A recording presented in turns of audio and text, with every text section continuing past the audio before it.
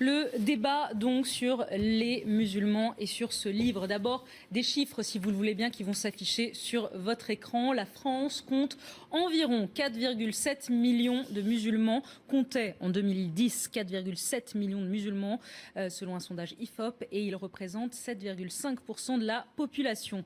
Ce sondage, réalisé en avril dernier par le cabinet Tilder et l'Institut Montaigne, près de 3 Français sur 4, c'est-à-dire 73% des Français disent avoir une image négative de l'islam. Alors, quel est le problème ? Je vais vous donner la parole à vous, Elisabeth Lévy. Pourquoi vous avez... D'abord, je vais juste très rapidement dire deux choses. Je crois que les gens qui ont une image négative de l'islam auront malheureusement une image encore plus négative de celui que montre Claude Askolovitch. Car il faut être bien clair, il monte une frange particulière, on y reviendra. Mais je crois... si vous voulez, que beaucoup de gens pensent que l'islam, c'est ça. Et je crois que, je voudrais aussi juste lui dire en guise de blague que justement, quand tu as fait le Front National, alors on va se tutoyer, parce qu'on se connaît depuis fort longtemps et qu'on se tutoie et qu'on va s'engueuler. Donc, d'accord, je vous l'autorise ce soir, mais en général, on n'aime pas le tutoiement. Je vous prie de m'excuser, mais je sais que quand on va s'engueuler, ça va... Voilà, et je le fais juste parce que ça va sortir comme ça. Voilà. En quoi est-ce que c'est négatif, Elisabeth, une étudiante de Sciences Po qui en chie, qui galère, qui fait des études et qui ne peut pas travailler sans enlever son voile? Ça n'est pas toi qui poses les questions. Mais ce n'est pas une image négative, on devrait aimer ces gens-là. S'il vous plaît. J'ai fini. Si tu fais ça, j'arrête. D'abord, il y a deux autres... D'abord, pardonnez-moi. Non, on commence pas comme ça. D'abord, il y a deux autres intervenants.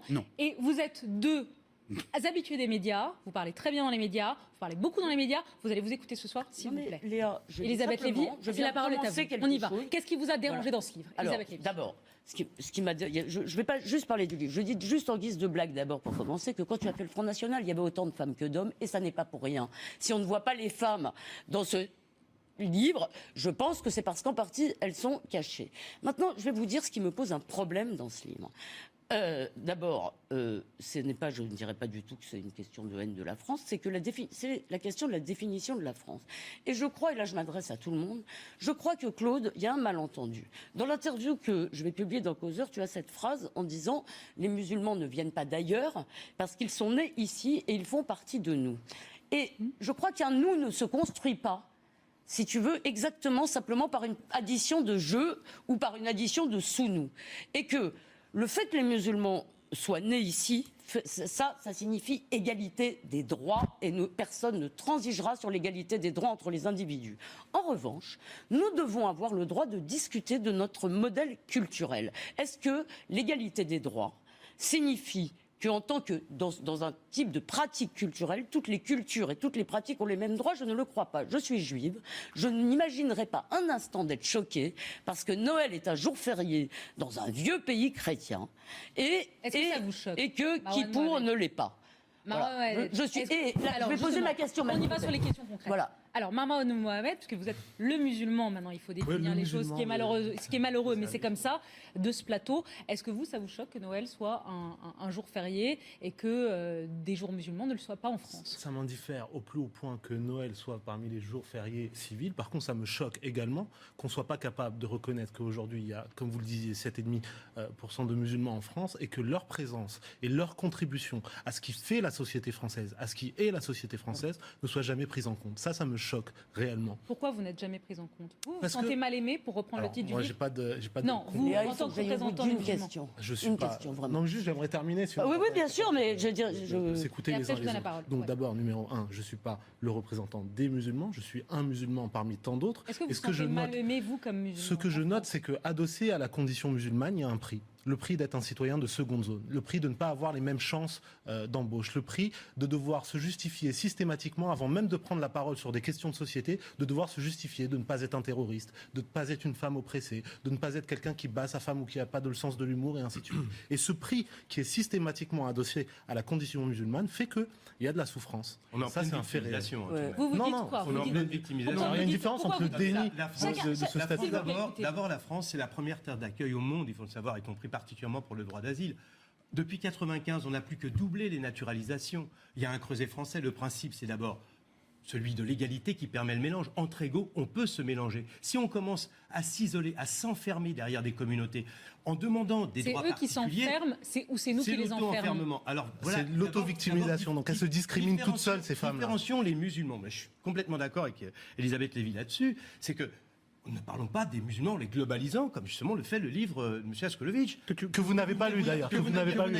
Je l'ai lu On en va pas se diagonale. raconter d'histoire. Non, il ne définit pas son objet, mais il ne globalise pas. Je vous connais, je connais parfaitement vos positions. On ne se connaît pas, Voilà. et vous n'avez pas lu le livre, et je ne parle que Je pourrais d'individus. vous faire des remarques très précises sur le livre, même Que vous si n'avez pas lu, en donc. aparté. Alors, Je vous en prie, on y va. c'est cool, mais jouez pas.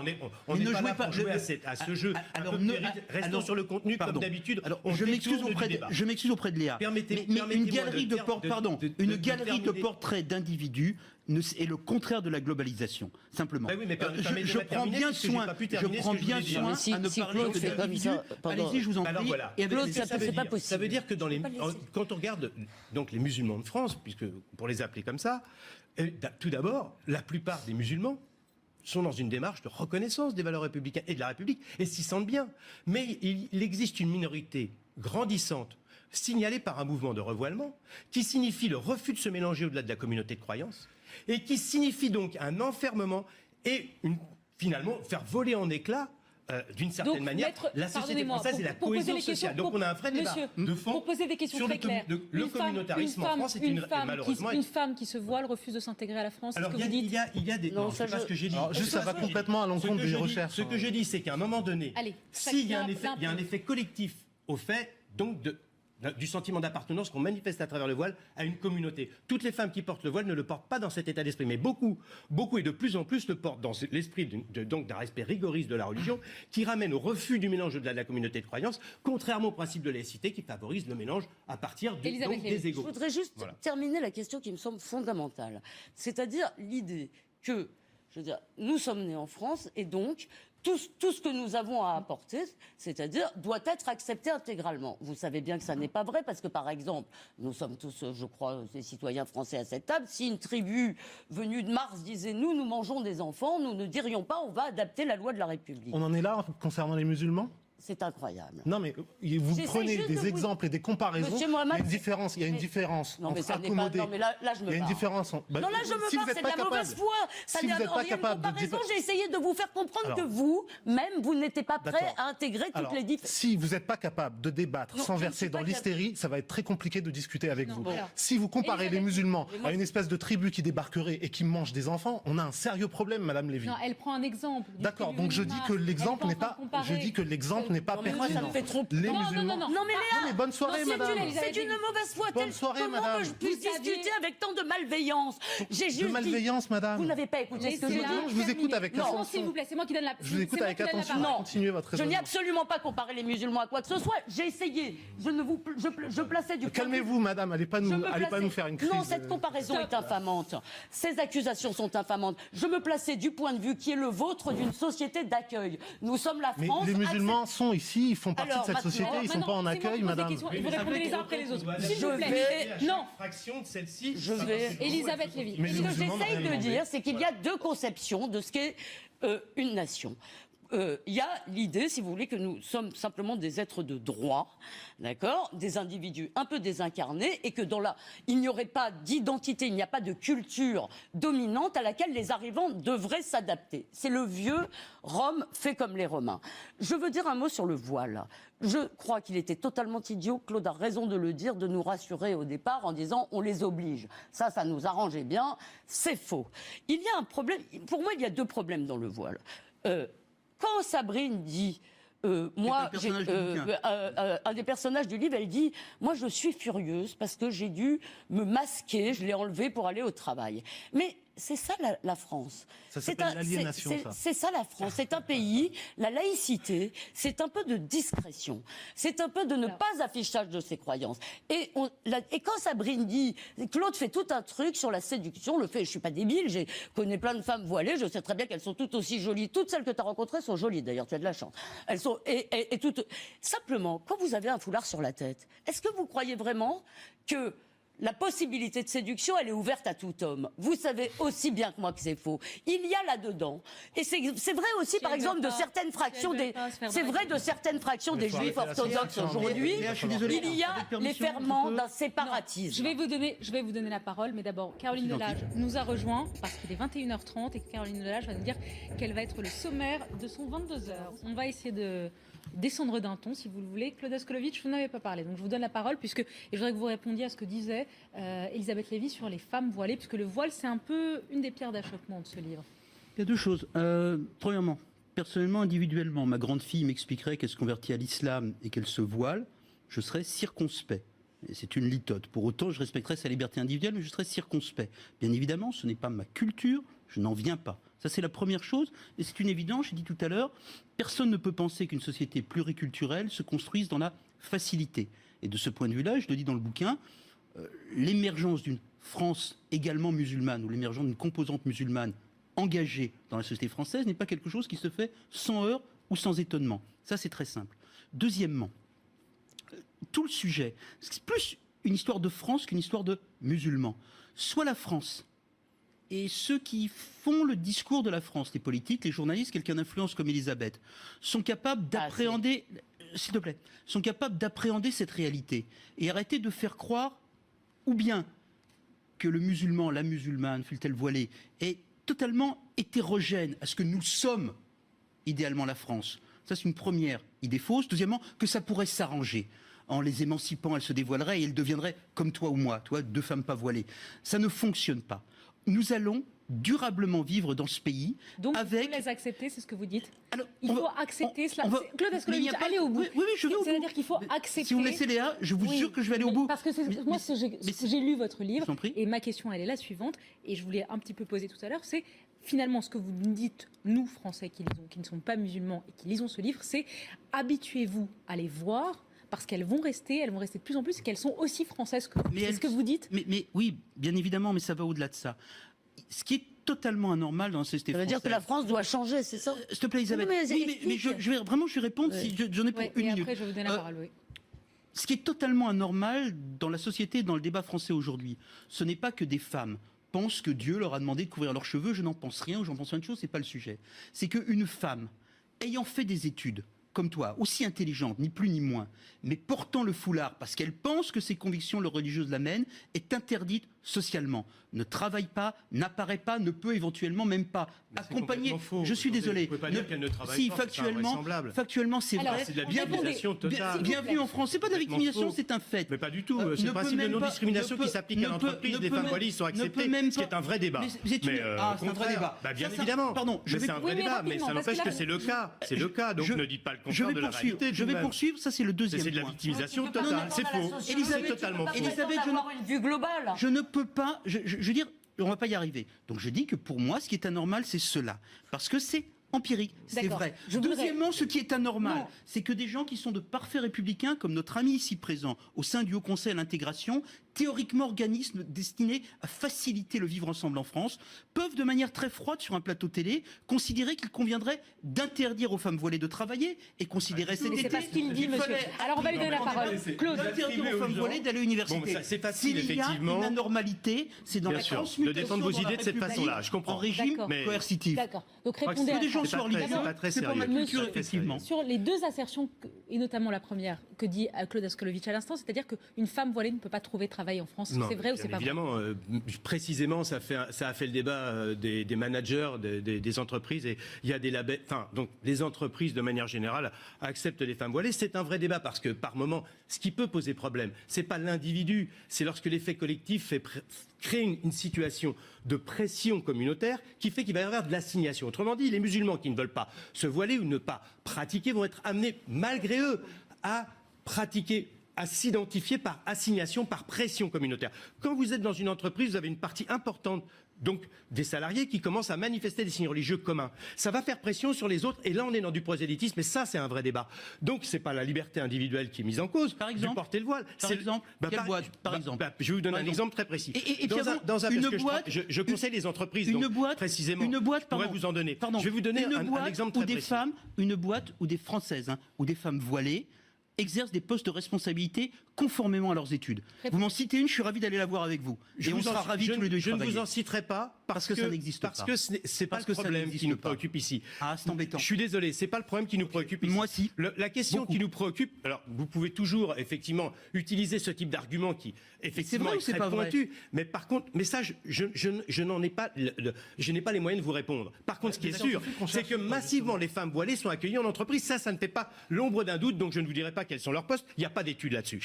Aujourd'hui, il n'y a pas d'études J'ai là-dessus. vraiment dû rencontrer des femmes voilées Passons. d'une incompétence Mais notoire. c'est toujours avec des arguments Mais c'est comme ça bizarre. qu'on empêche le débat, alors qu'en vérité, en réalité, ces femmes sont aujourd'hui dans les entreprises et que la vraie question, ce n'est pas qu'elles soient acceptées individuellement, c'est l'effet collectif. Et puisqu'on est sur la question, C'est de le savoir nombre si qui les pose Français- problème. Vous êtes les d'accord Français avec Claude acceptent Guéant, ou pas les musulmans, ou s'ils sont mal les élevés, musulmans sont ou français. s'ils- Donc la question À est de force de savoir- lapsus, vous illustrez votre La propagande. question est de Marwan savoir Mohamed, il a pas.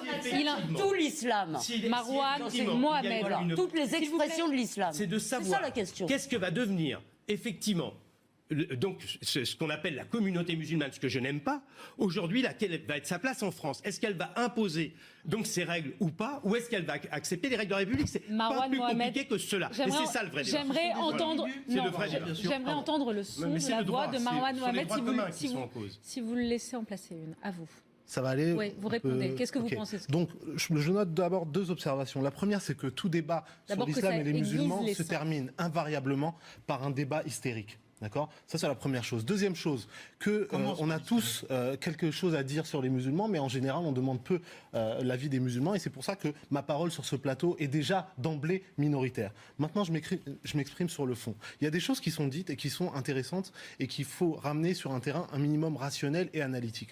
La première chose, Marwan c'est que... Mohamed, pardonnez-moi, votre parole n'est pas minoritaire parce qu'il a écrit un livre pour Alors, vous défendre. je Donc vous êtes signale- deux contre deux. je Parce que vous signale- parlez en tant que Je musulman. signale très aimablement, Pas pour défendre, pour je faire signale parler. très aimablement que jusqu'à maintenant, c'est ma première prise de parole et que Non, c'est votre seconde prise de parole, mais vous êtes sans me faire donc La deuxième. couper la parole, et je vais essayer de m'exprimer et Alors, de poser allez-y. 3 éléments Je vous très en prie. simples.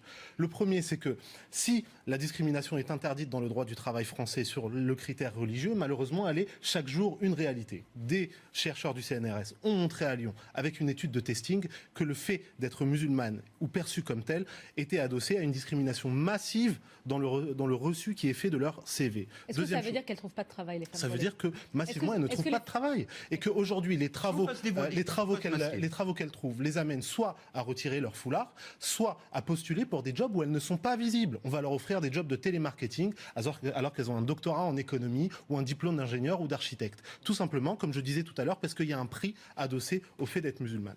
Deuxième chose, on nous explique que la laïcité, ce serait d'être discret. La laïcité, c'est pas ça. Et je rappelle le cadre juridique qui est le nôtre, qui est que la laïcité vient justement protéger l'expression et la diversité religieuse. Et comme le rappelle la Déclaration universelle des droits de l'homme, article 18, la liberté religieuse, c'est aussi de manifester son soi religieux dans le privé, comme dans le public, individuellement ou collectivement. Ça peut poser des problèmes à des gens qui sont des éradicateurs de toute forme de visibilité, mais à ce moment-là, ne cachez pas votre racisme et ne cachez pas votre rejet Voilà, vous voyez, et ne après, cachez pas votre on nous dit intolérance derrière le hystérie, mot mais de laïcité. vous êtes dans la provocation, vous étonnez qu'on Mais je vais réponde vous sur donner un la ton parole. un petit Mais peu voilà, émotif, moi, j'ai une avec un dernière peu question. d'émotion. Pourquoi vous les C'est traitez difficile. Pourquoi vous les traitez de C'est- pourquoi, non, parce que- pourquoi vous les traitez de racistes Non, je dis Pourquoi vous les traitez de racistes qu'aujourd'hui, il y Pourquoi a vous les une traitez forme de de racistes racisme qui se incroyable. cache derrière la discussion incroyable. autour de la laïcité. Vous- Et vous- la c'est un preuve de ça, présupposé. et la preuve de C'est un ça, présupposé. la Donc- preuve donc de c'est ça, vous je qui êtes la discriminant. donne, je la Mais donne, la parlez preuve pas, de ça, c'est que dans 77% des cas, le vocable laïcité dans l'espace public est adossé au mot islam. Ça veut dire que ce concept de laïcité a été dévoyé de son sens initial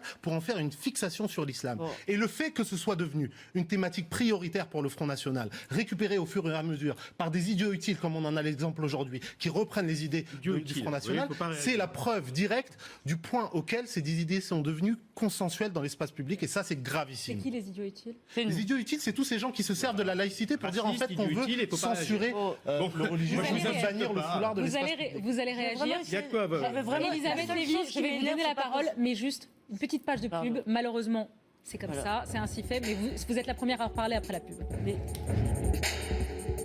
On ne va pas se mentir, particulièrement électrique avec nous ce soir, puisqu'on parle de ce livre, Nos mal-aimés, ces musulmans dont la France ne veut pas, aux éditions Grasset, signé Claude Askolovitch.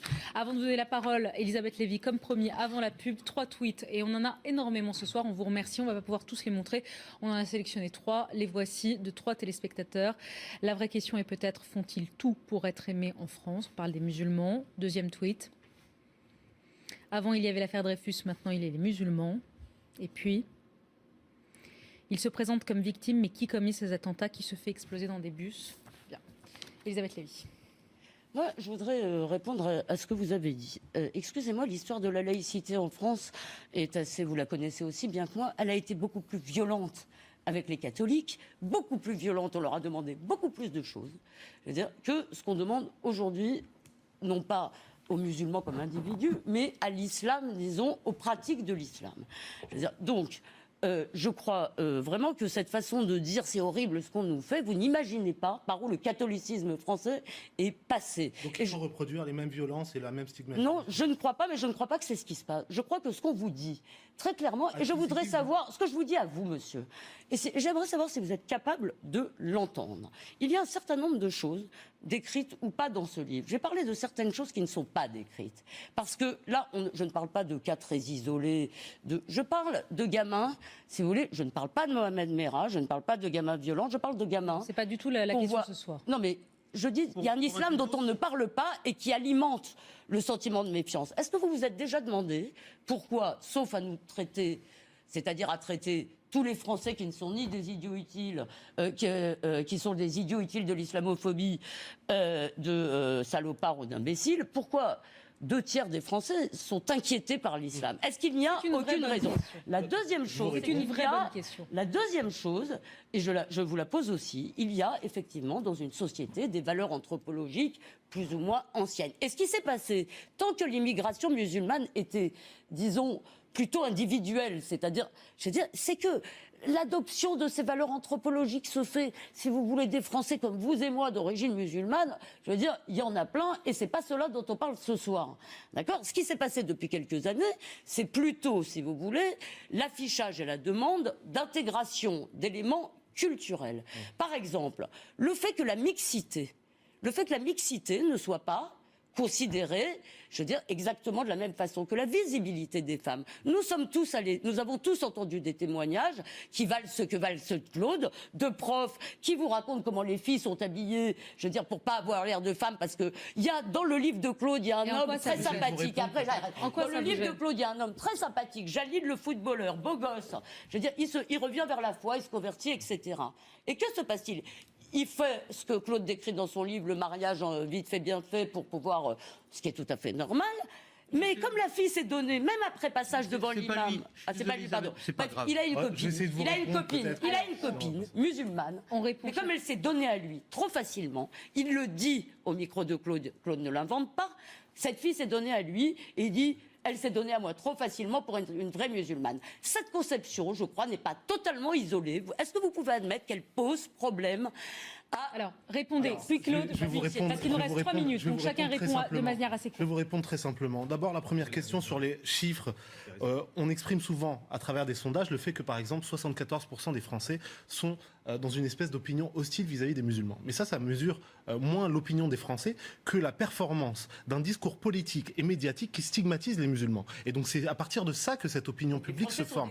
Je termine juste mon raisonnement, sinon on ne va pas s'en sortir. Deuxième chose, vous questionnez le sentiment d'appartenance des musulmans à la société française. Or, l'étude de l'INED, Théo, qui mesure justement le sentiment d'appartenance des générations d'immigrés, de fils d'immigrés, troisième génération, montre que 91%, je termine, 91% des musulmans se sentent pleinement français. Donc ce sentiment d'appartenance, il n'est pas questionné. Ensuite, sur les histoires d'amour des uns et des autres, j'ai pas à me positionner. Ce que je dis, c'est que l'islam, en tant que religion, fait partie de la foi, de la spiritualité, et individuellement... La question, c'est sur les hommes et les femmes. Je n'ai questionné nullement l'appartenance. Individuellement... N'importe l'appartenance de gens qui disent les Français, pour parler des Français non musulmans. Individuellement, les gens se saisissent de leur foi et la pratiquent comme bon le semble. Et les musulmans n'ont pas à s'excuser ni à se justifier. Non, ça s'appelle la liberté de religion. Si ça vous pose un problème et que le droit français vous pose un problème, à un moment, il va falloir se demander... La laïcité française dit qu'on n'affiche pas.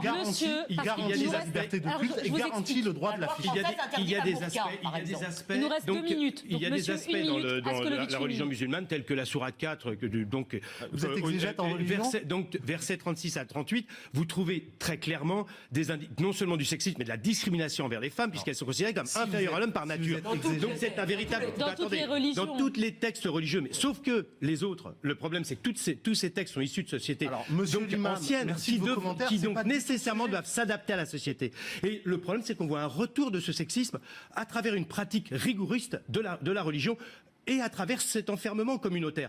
Et simplement, tout de même, un livre qui a été fait par les deux avocats de la mosquée de Lyon et de la mosquée de Paris, Droit et religion musulmane, ils disent le droit n'a pas de prise sur la foi. C'est une indication terrible, ça. Et on voit bien que donc ça renvoie à un Coran dont on veut faire une lecture littérale. Ça renvoie à quoi avec cette sourate 4 ? Mais véritablement à inviter une discrimination vis-à-vis des femmes. Et c'est ce qui est en train de... C'est ce qui choque les Français, principalement, parce qu'ils sont attachés à l'égalité entre hommes et femmes, qui est inscrite à l'article 1er de notre Constitution. Il nous reste 30 secondes et je voudrais... Vous pouvez maintenant enseigner dans la mosquée de Drancy, vous allez être super. Peut-être aussi bien que vous. Je voudrais que vous concluez, Claude, parce que c'était autour de votre Avec livre. permission. Manifestement, c'est sûr, c'est un sujet qui est électrice. Alors, Vous avez 30 secondes pour conclure. On est en plein dans ce qu'on vient d'entendre. Je n'ai pas lu le Coran. En revanche, j'ai rencontré plein de Français. Ça fait des années et des années. Monsieur est universitaire, est au sein d'un organisme chargé de faciliter le vivre ensemble et qui, de manière maniaque, ausculte le Coran. Il y a plein de choses terribles dans tous les textes religieux pour démontrer que 1 plus 1 plus 1 plus 1 musulmans ne peuvent pas fonctionner. C'est l'effet que cela donne. Ce qui me frappe, moi, j'ai des témoignages aujourd'hui de musulmans totalement laïcs, aussi laïcs que peut l'être Elisabeth Lévy, qui me remercient simplement d'être allé parler avec des musulmans engagés, pratiquants, orthodoxes, intégristes comme vous voulez, parce que simplement je leur ai parlé, moi venant du mainstream, de la France abritée. On n'imagine pas le malheur que peut représenter ce qui est le plus cher à mon cœur, la République et la laïcité, pour ces gens-là qui sont nous, Apprenez autour de à nous. leur parler, c'est ce que vous dites. Simplement, et j'en ajoute, pardon Marouane, et j'ajoute la souffrance, C'est vous qui refusez, d'un c'est vous peuple qui refusez français cette qui ont diversité. fait croire que le mal est en lui qu'il pourrait l'éradiquer. Merci à tous les quatre. Merci à tous les quatre. Merci à tous les quatre, s'il vous plaît. Et vous continuerez au moment du maquillage. Et puis ensuite, si vous avez envie, merci à tous d'avoir suivi ce débat difficile. Tout de suite, Galzi, jusqu'à minuit sur ITV.